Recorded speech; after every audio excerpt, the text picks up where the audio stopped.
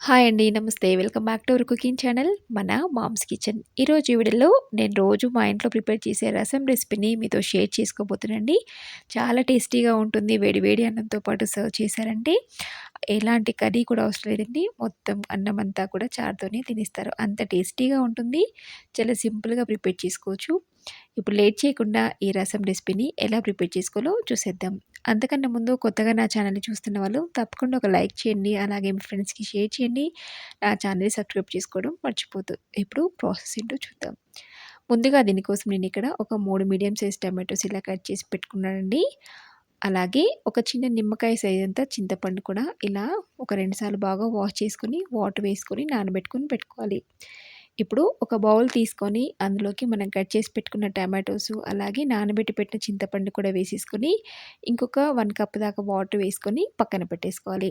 ఇప్పుడు stove on చేసుకొని ఒక కడాయి పెట్టుకొని అందులోకి ఒక 2 టేబుల్ స్పూన్ల ఆయిల్ వేసుకోవాలి.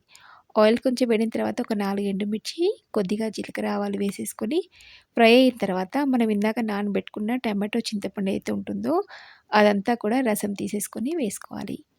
చూడండి ఇంకాస్త వాటర్ కూడా వేసేసుకొని అందులో నుంచి మనకి ఎంతవరకైతే రసం వస్తుందో అంత రసం కూడా ఇలాగే వాటర్ వేసేసుకుంటూ తీసుకొని ఇందులోకి యాడ్ చేసుకోవాలి. ఇప్పుడు ఇందులోకి ఒక పావు టేబుల్ స్పూన్ దాకా పసుపు, 1 టేబుల్ స్పూన్ దాకా సాల్ట్, అలాగే ఒక పావు టేబుల్ స్పూన్ దాకా జీలకర్ర, మెంతులు రోస్ట్ చేసి గ్రైండ్ చేసిన పౌడర్ కూడా వేసేసుకొని ఒకసారి ఇదంతా కూడా బాగా మిక్స్ చేసుకోవాలి.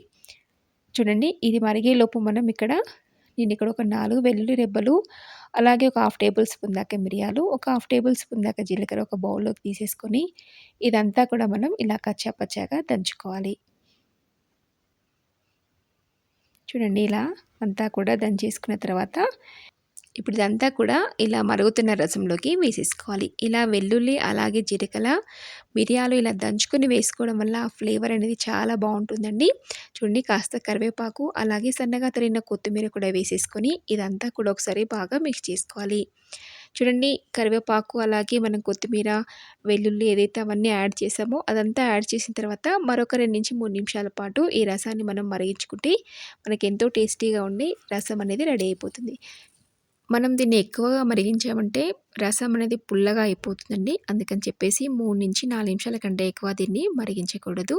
అప్పుడే రసం అనేది చాలా టేస్టీగా ఉంటుంది. ఆల్మోస్ట్ రెడీ అయిపోయిందండి. ఇప్పుడు స్టవ్ ఆఫ్ చేసుకోవాలి. ఇప్పుడు ఈ రసం అంతా కూడా ఒక బౌల్లోకి ట్రాన్స్ఫర్ చేసుకోవాలి. వేడి వేడి అన్నంతో సర్వ్ చేస్తే చాలా టేస్టీగా ఉంటుందండి. చాలా సింపుల్గా అప్పటికప్పుడు ఈజీగా ప్రిపేర్ చేసుకోవచ్చు. ఎలాంటి కర్రీ కూడా అవసరం లేదండి. ఈ రసంతోనే అన్నం అంతా కూడా తినేయచ్చు. చాలా టేస్టీగా ఉంటుంది. చూసారు కదా ఫ్రెండ్స్, ఎంతో టేస్టీ సింపుల్ రసం రెసిపీని డెఫినెట్గా మీరు కూడా ఇదే ప్రాసెస్లో ట్రై చేసి మీకు ఎలా వచ్చిందో నాతో కామెంట్ బాక్స్లో షేర్ చేసుకోండి. అలాగే మీకు ఈ రెసిపీ నచ్చితే తప్పకుండా ఒక లైక్ చేయండి. అలాగే మీ ఫ్రెండ్స్కి షేర్ చేయండి.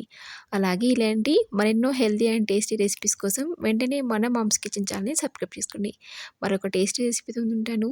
Thank you for watching.